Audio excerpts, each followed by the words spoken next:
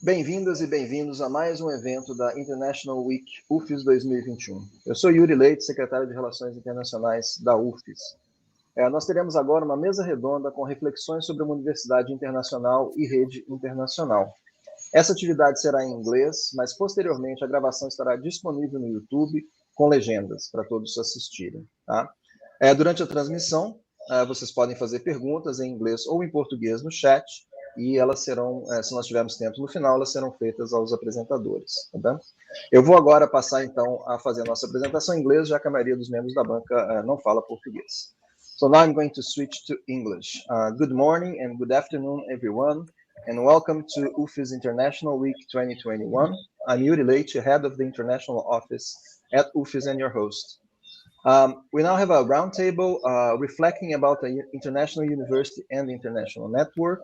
This roundtable is part of the project Shaping Global Urban Environments for Today and Tomorrow, Internationalization of Researcher Development and Doctoral Provision in Strategic Social Sciences Research Areas through Brazil-UK collaboration.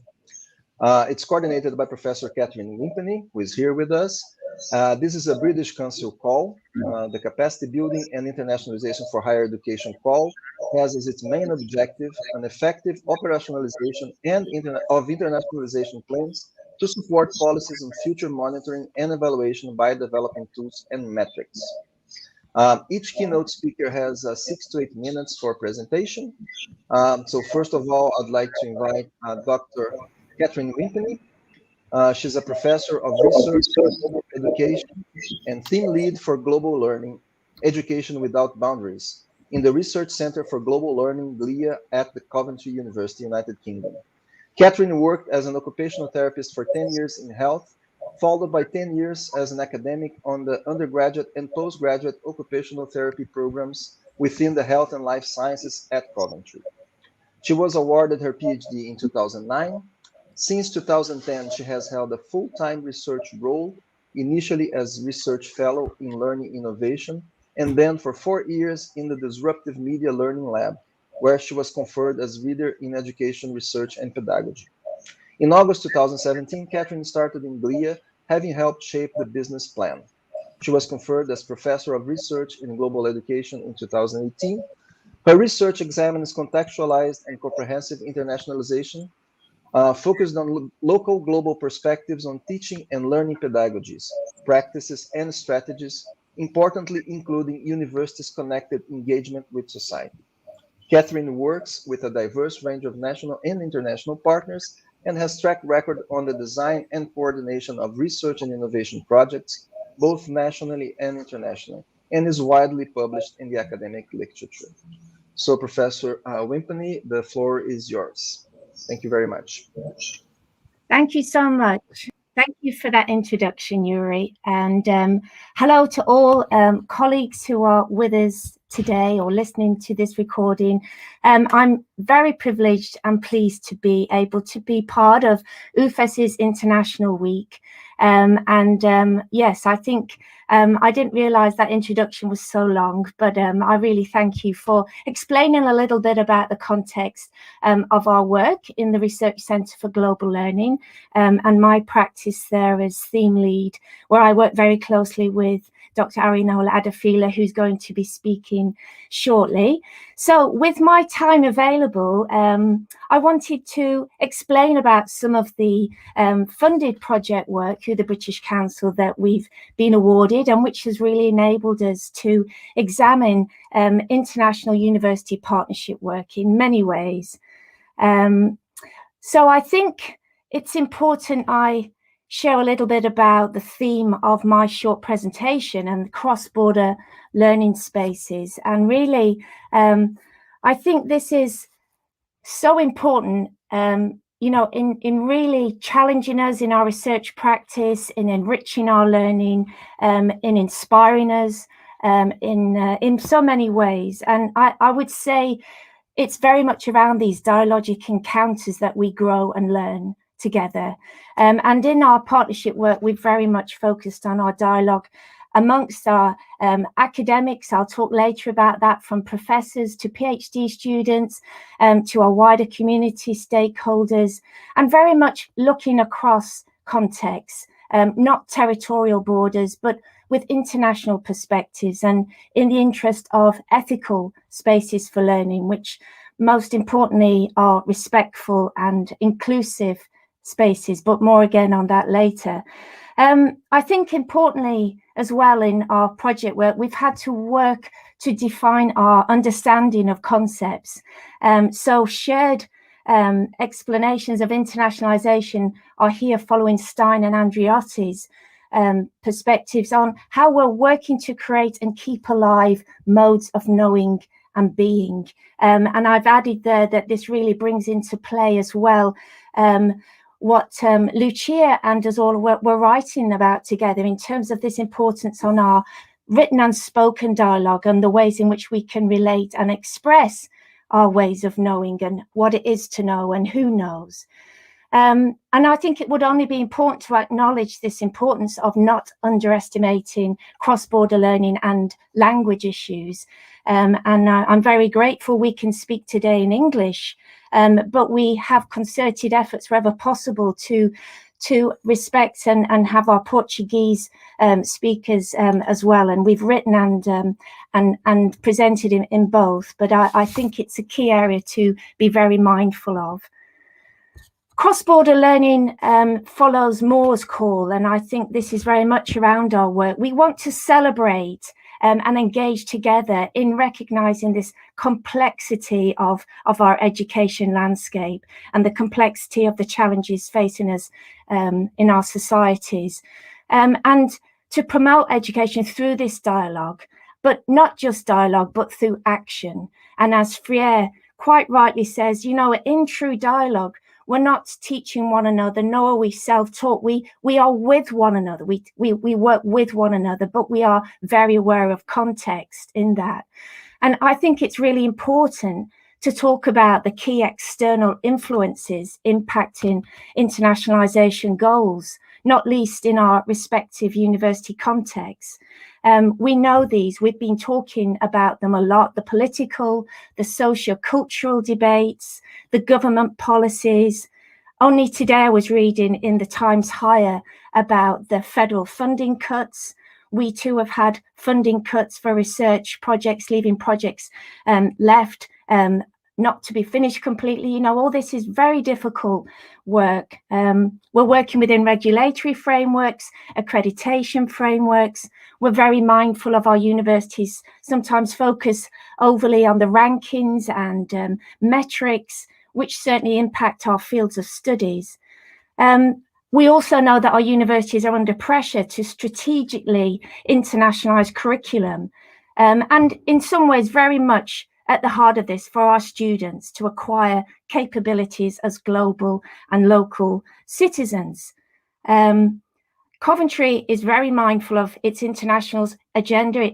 It's got internationalization strategy in its education strategy, in its group strategy.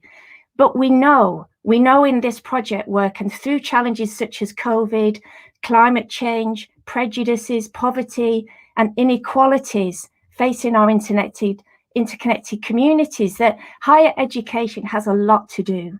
It has a lot more to do to empower our students with the knowledge, the skills, and the values to really address these interconnected global challenges we face. So I think the projects that we've been working on together really are bringing together contemporary issues within priority social science research areas. And the main one that I was talking around today is very much the Universities for the World Programme. And I'll talk a little bit more about that shortly, as well as another very important project also funded by British Council, which Arinola leads. And this is the focus of a lot more work this week in terms of our work in that partnership. But it's very much centered on doctoral level and early career research partnership work. So just a little brief background to this program. We've been looking very much at Ufes's international and regional needs in terms of enhancing its international capabilities, and with the internationalization plan, But I think I want to reiterate how much Coventry have learned and benefited in this capacity building project. We have learned enormous amounts. And the essence of it is around building solid multidisciplinary peer networks. And just a couple of highlights for me would be this focus on how we engage across our academic fields from PhD to professor, as I mentioned. And it's been so inspiring for me to work with Lucia as professor, who cares so profoundly and deeply about her colleagues and this mission and role of education and the plight of many. And I would say it's her energy, her courageousness, her kindness, her thoughtfulness. It's infectious. It's very powerful. And likewise, I've benefited so much from our PhD students who have also been brought together to share their respective work. And importantly, we've developed a Code to Tell, a shared doctorate award awarded for both universities, which is just about to start now, enabling candidates to spend time at both our institutions and very much benefit from project work. The next series of presentations this week will be very much focused on 2TV. I'm conscious of my time, but this has been a very important project, again, looking at bringing together transdisciplinary networks of early career and doctorate students with academics, looking at issues that can break cycles of vulnerability, really empowering younger people through research and their professional life to address challenges. These are some of the highlights of our partnership work. You can see we've got quite two small projects that are achieving an incredible amount. Partner visits, the doctoral sabbaticals that we've had, sandpit events, bringing together wider national partners. We've gone for research grants together. We've been writing tremendously together, book chapters and papers. We have new research collaborations. We've enlisted the support of PhD assistants on these projects. 15 films, 7 ebooks are all in process and development. This wonderful new dual award, and altogether an integrated community of practice. And I think it's astonishing, you know, how we've learned with and from one another. It takes a lot of effort. We don't get it right all the time. We know we've got to really commit to shared goals, take the time to listen to one another's exchange around our epistemologies, our concepts, our different work and study contexts, whilst mediating all these external influences. But essentially, we have this commitment and collegiality and trust. I'm going to stop there. Sorry if I went over time. There's so much to talk about, but thank you for that space. Thank you so much, Catherine. Wonderful. Now I would like to invite Dr. Arinola Adefila. Dr. Arinola is a researcher at the Center for Global Learning at Coventry University.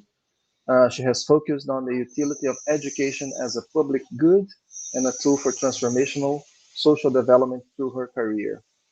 Her research is attentive to the transdisciplinary attributes of teaching and learning, exploring how pedagogy shapes learner experiences and in and beyond educational spaces. She's working on developing transdisciplinary education pedagogies and examining how to best use intercultural resources to develop education practices that are transnational and include multiple perspectives and epistemologies. Dr. Arinola, the floor is yours. Thank you. Your microphone is mute.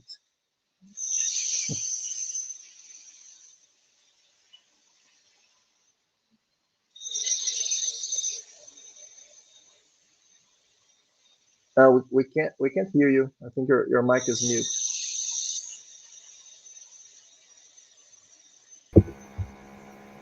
Okay. Now. All right then. Thank you very much. Thank you so much, Yuri. It's so nice to hear, to be here and to speak with you all.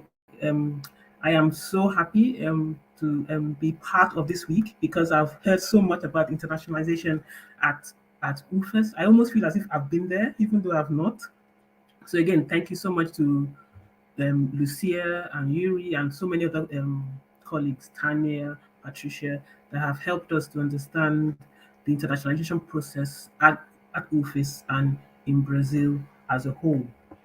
And what I would like to talk about is basically following on from what Catherine has said, just to explain that we have benefited so much from the work we have done collaboratively, the work we have done with our colleagues on both 2TV, but also on this particular project, because it's been very useful to understand how international students and internationalization processes and on campuses have developed. This is very important for us, not only in the UK but across the world, to understand how pedagogies and especially how students and learners learn together, but also how we support each other to improve our pedagogies firstly, but also to solve global problems. And for me, it is quite important because internationalization is not new. It's been part and parcel of our experiences. You know, we've always shared with each other. We know that, at least from an African perspective, lots of universities in Africa, from Egypt to Mali, have always shared knowledge across borders. And so the idea that we would continue to share this knowledge is not new in itself. And so even though there are many new ideas around how internationalization is taking place and why it should take place, some of these are quite political. We want to really understand how we can ensure that internationalization processes are effective and efficient. And I think one of the things we have benefited from this collaborative experience is basically a safe space through which we can explore these opportunities, and explore the opportunities in a way that ensures that we are embracing everybody, embracing all cultures, embracing ideas, and questioning and challenging in a way that is productive and creative. And that for us is very, very important. I know that there are a number of students that are coming from across the world. In Ufes, I've heard about a number of people traveling across South America, mostly to Brazil to study, but also from other Portuguese-speaking countries, and that in itself is very useful. Within the context of internationalization, you would know that this is happening quite robustly. So we know that international students are traveling more and more, mostly from the global south or from lower middle income countries to richer countries. Obviously, there are many reasons for this. Brazil itself has not done badly. We know that there are a number of students traveling into Brazil, and many students traveling also from Brazil to other countries. Again, the idea behind all of this is so that they can experience other cultures. There's a strong push, from my understanding, in Brazil to experience to use English more, to and to also examine and export Brazilian culture, Brazilian research, Brazilian ways of knowing. And that in itself has been very useful, because if we look at the work we have done with Ufes, we have learned so much about teacher training, about different cycles of research, the kind of work that is done in science, the kind of work that is done in social work, the support systems that have been available within the university, and so on and so forth. And all of those kind of things are really, very important. I'm trying to ensure that I'm sharing my slide properly.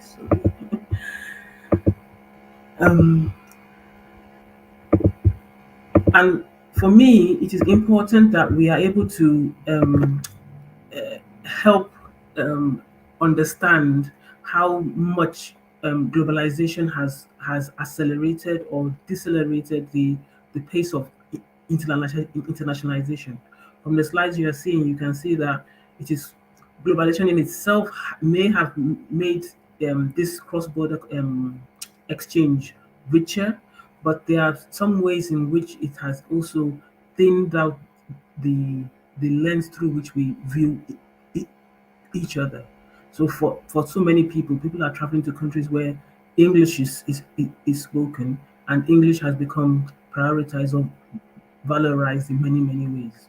But we are learning so much about Portuguese, obviously, and other languages, and it's important that we are able to explain and understand the context in which these people from other cultures are understanding the world, the way they view the world, and the way they are explaining that world to us.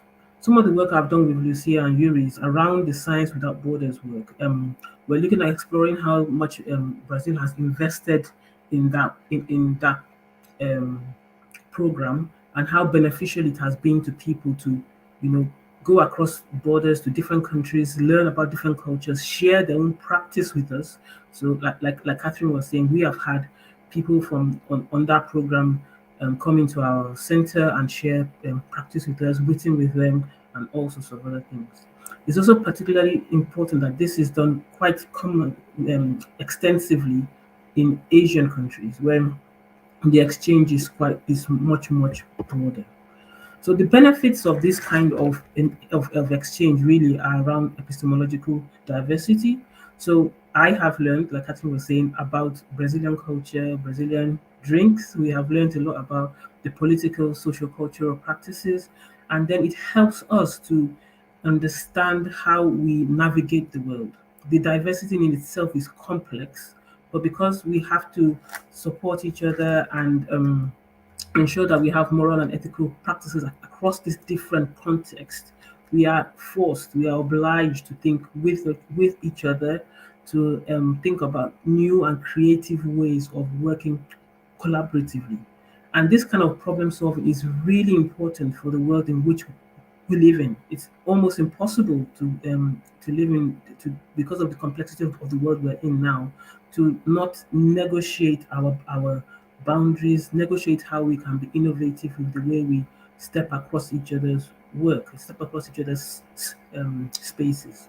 So this idea of co-creating and problem solving has become almost central, I think even core, to the way we work together. If you look at the papers we're writing together, we're discussing decolonization, we're discussing global challenges, we're looking at how we can ensure that intercultural skills are integrated into the work we're doing in our university, in such ways that students benefit from the intercultural engagement, but they're also able to critically examine their own place in the world.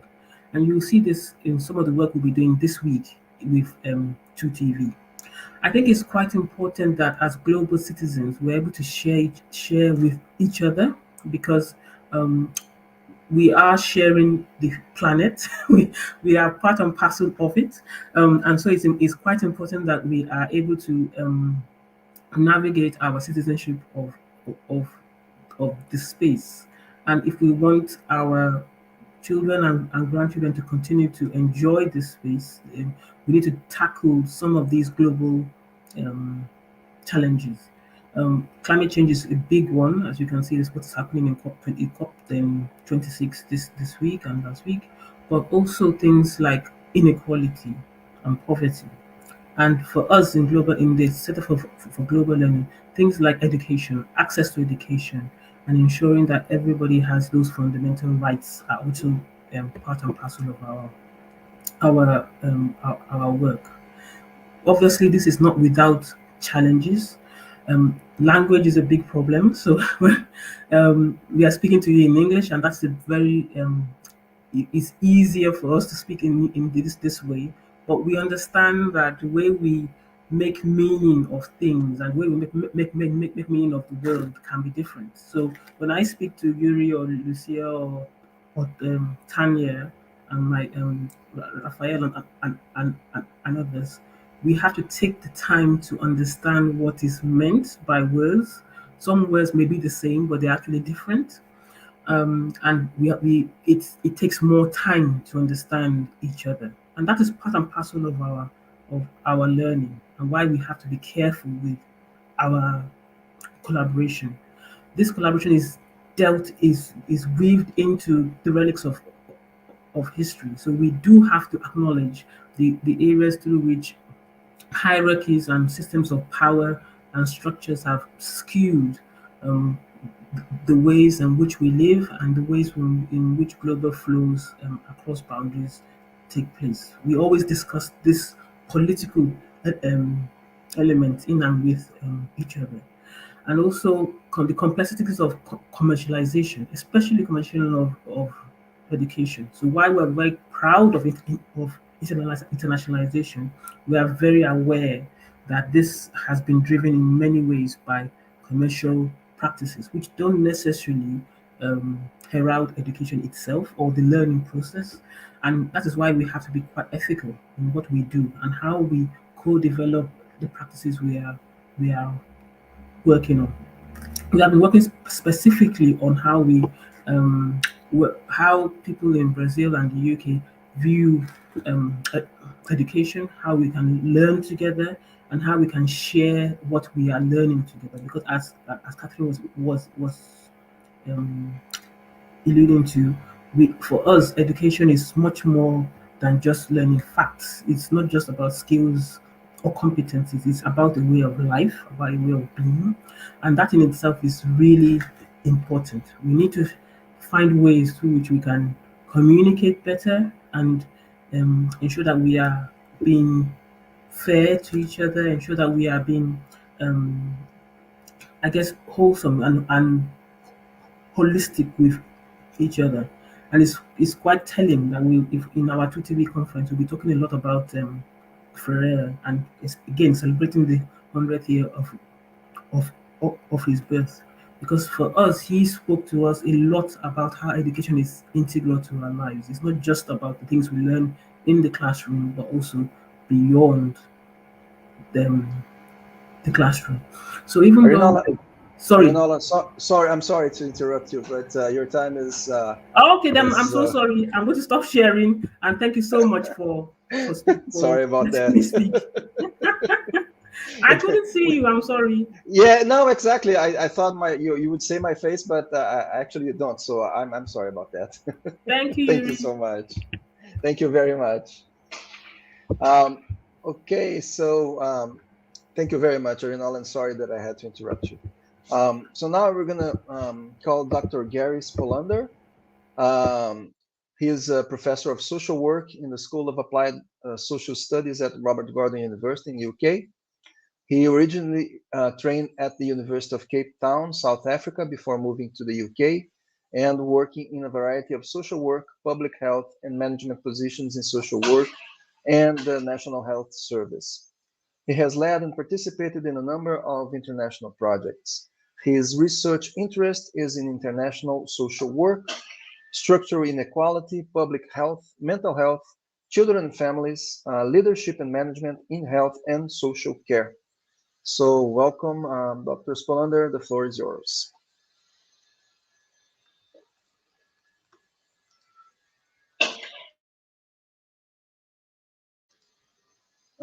Your mic is silenced.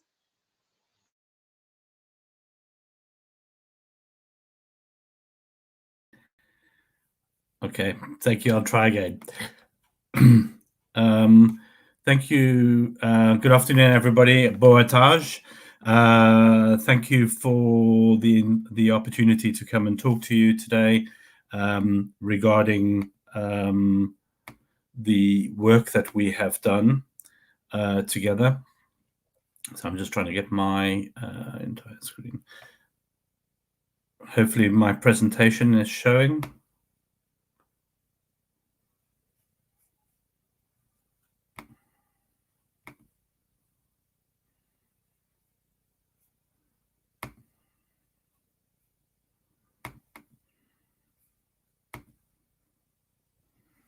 Okay, so boa tarde, thank you. So what I'm going to talk about today is sharing each other's shoes, walking and talking international perspectives through research collaboration. And so I think in terms of trying to learn from each other, what's really important is to think about the relationships and that our collaboration has been long-standing. So we've been working with Lucia and Ufes for almost 10 years now, I think. And sometimes it's quite difficult for us to reflect on all the aspects that help to create such a trusting and committed relationship between colleagues, which is really often the bedrock of us being able to work together. In terms of those key ingredients, I think trust, a shared commitment, and a developed and equal relationship provide a really firm foundation. And it's important to spend the time in terms of that development, as colleagues have already talked about today.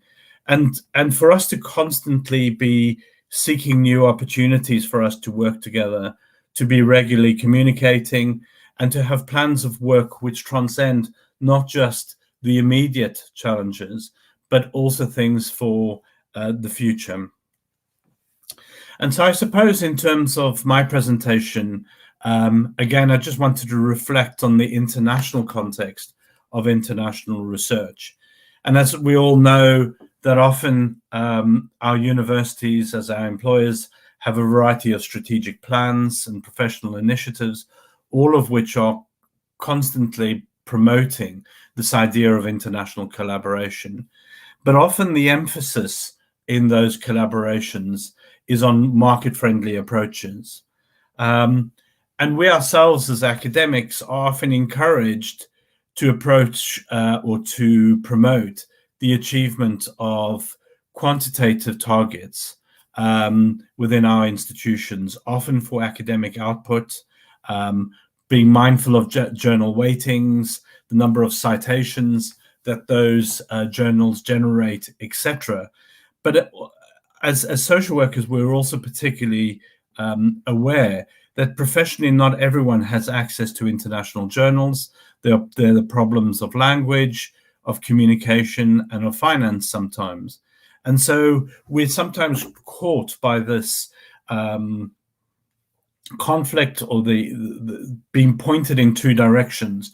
One, by our institutions for needing to promote outputs because that gives institutional credibility, but secondly also wanting to make a difference for our professions and for the delivery of services to colleagues and to the people who social work interact with on a daily basis. And so we often have debated and considered this thought about where do we want to have impact? Is that impact on professional practice, or is it for the academy, for our institutions? And so we're often caught in this debate. And so many times we have these discussions about what is necessarily good for our universities isn't necessarily always good for our profession. And I think in terms of that process, we often spend time exploring barriers and in a process of discovery. And I think that process of discovery is important for us to develop artifacts to share knowledge. And what I mean by artifacts is some form of presentation, documentation, picture, something which continues to enable us to share our co-created individual and team understanding, the knowledge that we've developed, and the perspectives which we share. And for us to be able to share that and to disseminate that, both within our working teams, but also to a wide audience. And I suppose that sometimes highlights the importance of a successful writing team and many of the achievements which other colleagues have talked about. And so in the last 2 years, we've published a number of books and papers, both in English and Portuguese. And I think also what's important is that sense of shared leadership through a mutual negotiation and a recognition of the strengths and weaknesses that each of us bring to the team, and also our unique perspectives. And the challenge about our environments and creating an environment which is both supportive and also challenging within the team as we challenge each other's ideas and the future and reflecting on our past. So part of that, our initial engagement with Ufes was part of a 10-country consortium in the discipline of social work. Before that, we'd never worked together before. And after that initial euphoria of winning a large EU bid, our concerns as we started to work together started to shift to the challenges of language, the different research cultures that we have between different parts of the world, and some of our underlying epistemological and ontological perspectives. And so what became very noticeable and clear for us as a team is that often we needed to move beyond our national perspectives and our institutional commitments to our employers as individuals to become much more team-focused and to be committed to as research collaborators to each other.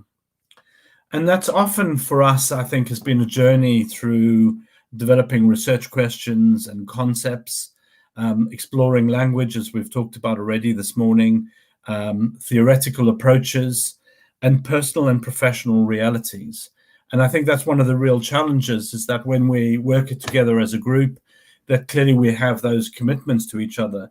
But when we leave that group, often our own institutions also put pressure on us, and there's the importance of needing to balance our own institutional commitments as well as our commitments to the teams that we're working in.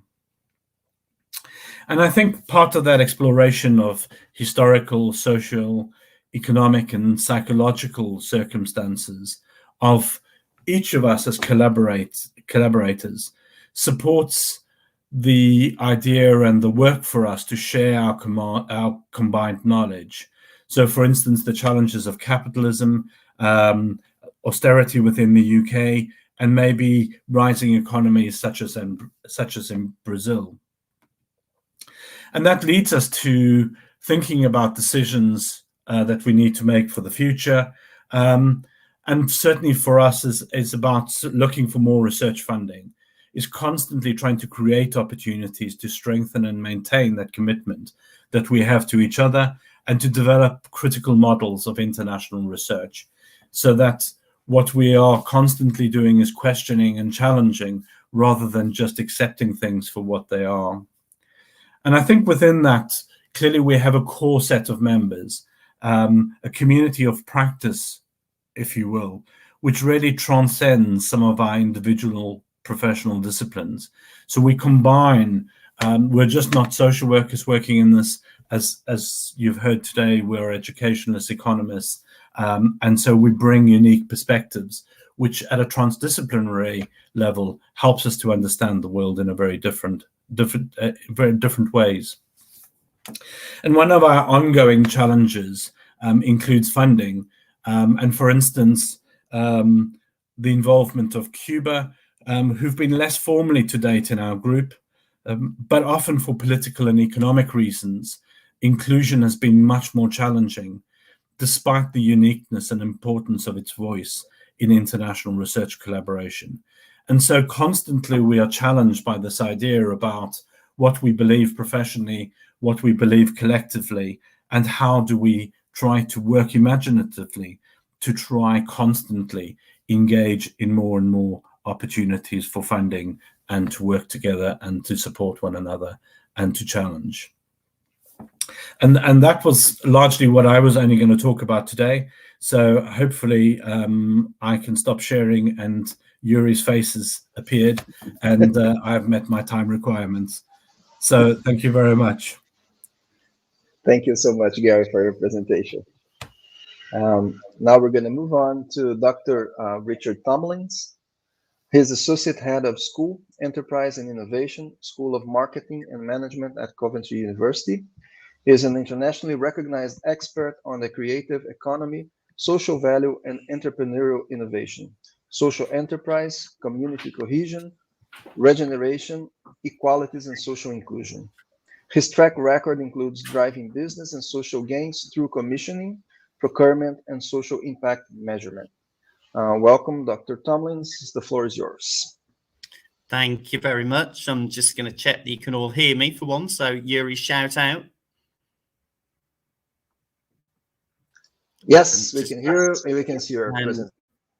All right, brilliant. So I was aware that it was going to be a hard act to follow the 3 colleagues that we've heard from, so I took a slightly different tack. And dear viewers, listeners, if you're watching this presentation, you have Coventry University, or at least part of it, right in front of you, and the title of Universal Issues and Specific Context, and I will pun on that as we get to the final slide. What I wanted to do was to focus on a particular objective that we had as part of the project. So we had 4 project objectives, and number 4 was to build solid multidisciplinary peer networks between Ufes and Coventry University, and for that to be the basis for further collaborations and bids. And I think that's been the key theme from the previous 3 speakers, has been this appetite to do more. So for me, it's been a joy to work with Ufes and to be virtually in Vitoria, and it very much for me built on a Brazil track record of working, and there's bound to be a couple of places I've forgotten, but Belo Horizonte, Maceió, Recife, Rio, Salvador, Santos, Sao Paulo, and Sorocaba. And that gave me some understanding of the project, but I think that the value of this project has been developing a different lens. So absolutely, you'll have heard from Gary, and you'll have got a feel from all 3 of my colleagues' references to Lucia that there's been a strong social work component about the collaboration, to look at how we can use that as a foundation for internationalisation. However, the thing that I brought to the party was probably a slightly odd match to some of you. So to bring together social work and entrepreneurship, which felt very multidisciplinary and maybe transdisciplinary in terms of bringing different perspectives together. But I think we both, all of us, Gary, Lucia, I, and other colleagues that are involved in this part of the project, brought passion to the work. And in part, that passion was a commitment to and for the favelas. We were very clear that we wanted to work around favela needs, but we wanted to work with favelas within the context of the project and the time limits to it. We still wanted to co-create as far as we could, and we wanted to leave a legacy. But we also wanted to search for an international audience through that. So we were, I think all the way through, had a creative tension in terms of wanting to do justice insofar as we could to the favelas, and actually talk about the distinctive needs of favelas to a wider international audience, and to get buy-in to those needs and somehow influence the future. So our particular focus was around mental health and entrepreneurship for a project and subsequent article that we've developed, which has been out for review. And we saw this as having context within the project through special issues and a developing interest in mental health and entrepreneurship. I think Gary, Lucia, and I would perhaps feel that interest isn't yet complete. It's maybe not embedded, but it's certainly there. And in the favela context, to look at mental health and entrepreneurship in the context of necessity entrepreneurship, people who for various reasons feel they have no choice, no alternative income stream other than to be an entrepreneur, and the effect that that has on their well-being per se, but also in the context of COVID, the Brazilian engagement with COVID, and a sense that all of us felt that maybe the favelas were being abandoned by the state, and that community organisations were having to step up, and having to step up yet again.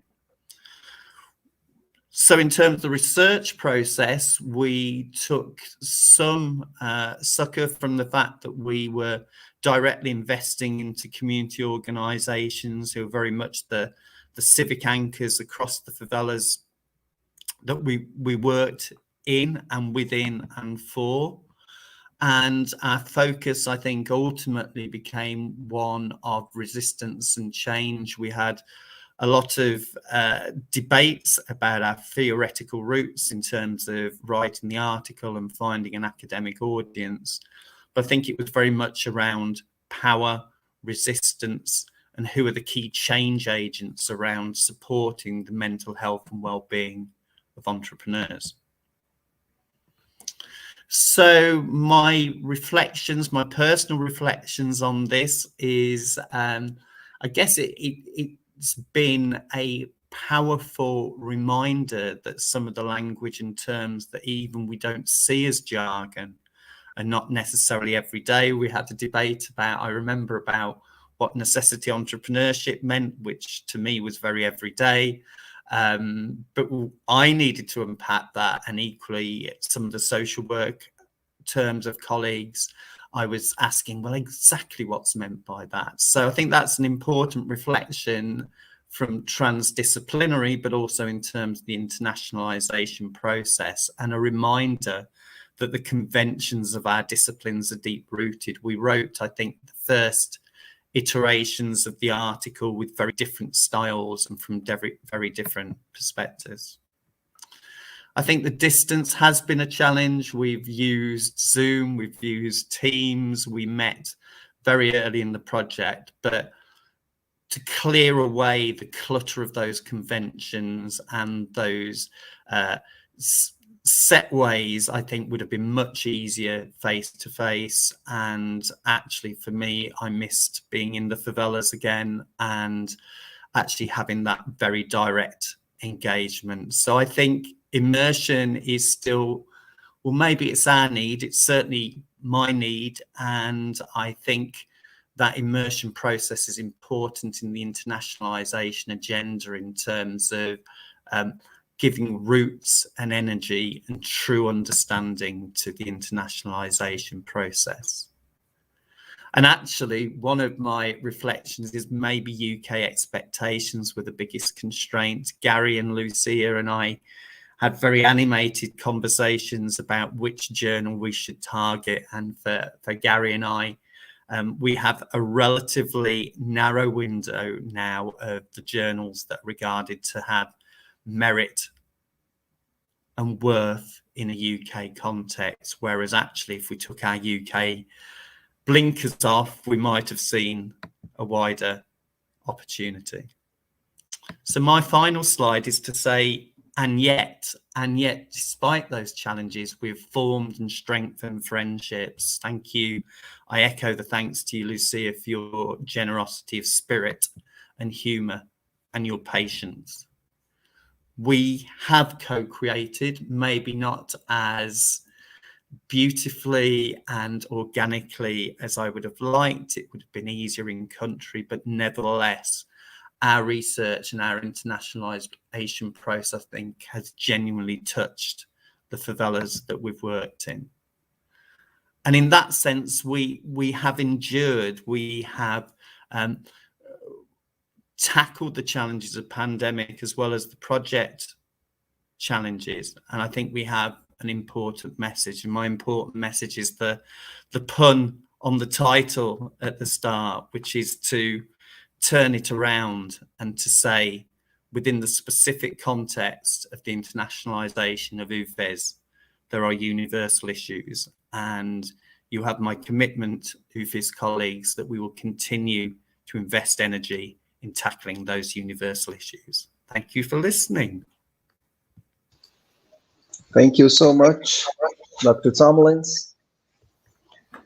Now I would like to invite our last speaker, but not least, Dr. Maria Lucia Teixeira Garcia from Ufes, our colleague here.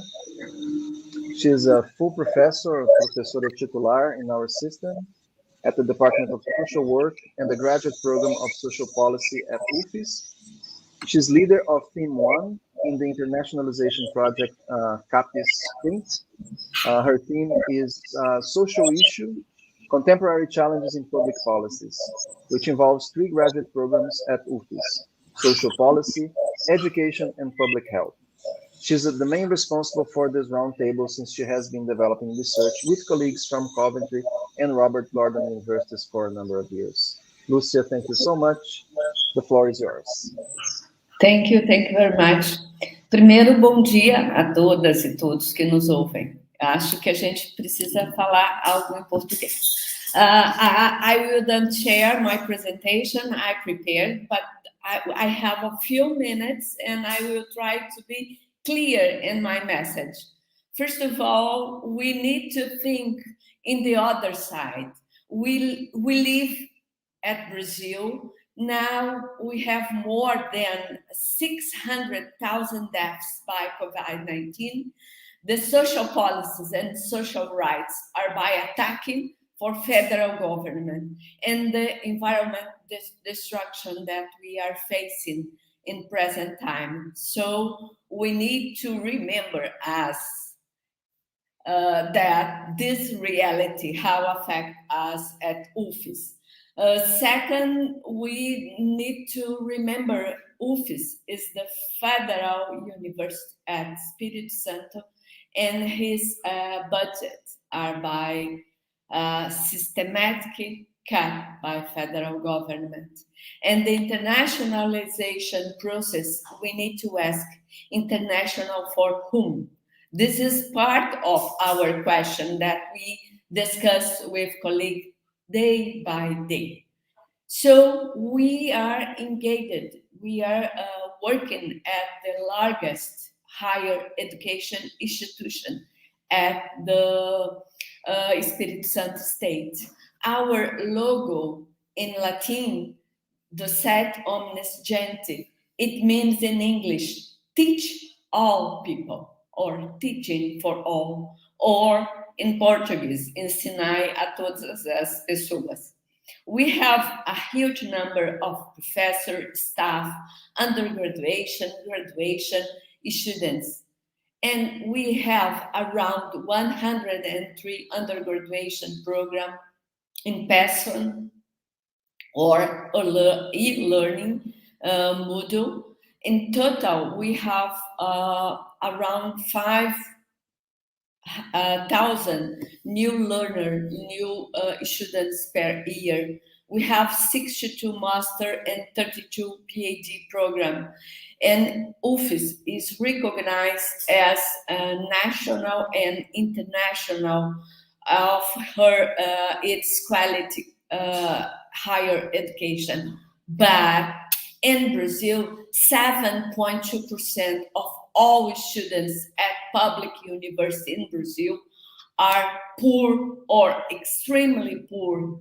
And among students include in the income minimal month wage, we can find how the impact the economic and social situation for our students. And some students from my class asked me, why study English, teacher? Why I need to know English? Nowadays, it's fashionable to talk about race or gender, but it's not frequently subject to discuss social class. And a British Council report in 2014, it showed us around 5% for all population aged up 16 years have some knowledge about English language. So what I'm talking about, we need to look how challenging it is for us to speak English and to continue to research, to write, reading, listening, and speaking in English. And because the CAP Sprint found we need to increase the number of research projects. and looking for international fund. So I'm involved in a team 1, and we are 3 social program that we are involved in the research. So thank you, Tanya, thank you, Kyria, thank you, Rafael Teixeira, and other colleagues who are involved in this project as well. So our scenario, it's not good enough, and we need to understand not only the relation between the colleagues from the other international universities, but we need to understand both the students, foreigners, students who comes from Brazil and students at Ufes. So we have now at Ufes more than 36 countries that we have MOU, and we have just 14 cocktail. And in my experience, that I want to highlight, the real friendship is the key to our long-term career success. That we write papers, we write chapters, we organize workshops that we start one tomorrow. We organize seminar lectures, but we continue to be friends. We have plans to the future. So we'd like to say thank you. Thank you for all to give an opportunity to share the experience. Thank you, Catherine, Arinola, Richard, Gary, and colleagues that we know during the research. So it's for us, it's a wonderful opportunity. And thank you, Yuri, to give us this opportunity to share our experience. And I can share with all of you some videos that you can find more information about research and experience. Thank you very much.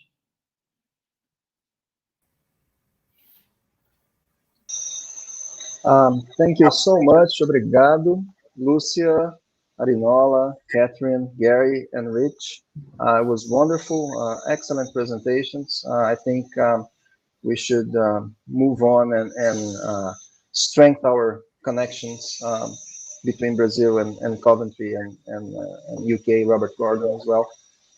It's been a wonderful experience. Unfortunately, we don't have time for a discussion, but I hope we can get together again soon in another meeting to share more and discuss more ideas. Thank you so much. Thank you, Yuri. Thank you, everyone. Thank you, Yuri. Thanks, everyone. Bye-bye. Thank you so much. Thank you. Bye. Bye. Ciao, ciao. Thank you. Tchau, obrigado.